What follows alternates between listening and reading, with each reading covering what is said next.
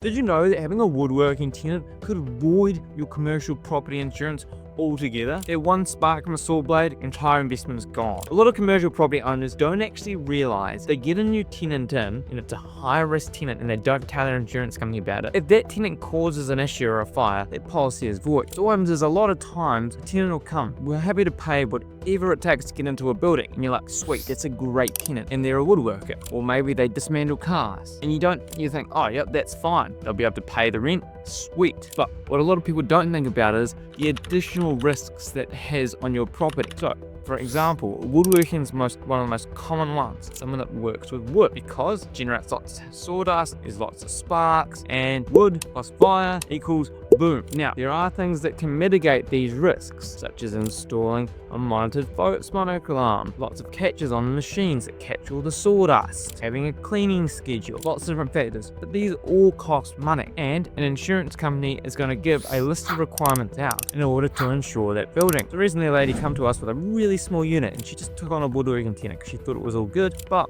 the insurance company she was with required a monitored alarm. It linked up directly to the fire brigade. Now, no problem, she thought, sweet, I would just get that installed, and the quote came back at 30 grand, and that's probably more than she earns in rent for an entire year. Now, it's not the be all and end all. There are some higher risk insurers out there that do take on properties that have woodworkers as tenants, or car wreckers, or any number of other high risk occupations, but it does come at a steep price. So you got to make sure that before your tenant goes into the property that you get the insurance and the tenant is okay with paying these additional costs, because you don't want to put them in there and suddenly the insurance goes up 300% next year and all the other tenants in the complex are now paying significantly more insurance and they're unhappy because of that other tenant that you put in there because you thought it was a good deal and it turned out to be a bad one. So if you're going to get this tenant in there, make sure you talk to your insurance company first, get their list of requirements, make sure you can meet them, and then make sure the premiums aren't going to be something that's sky high and going to shock you and make the whole deal not work out. Bit of due diligence and it might actually be worthwhile.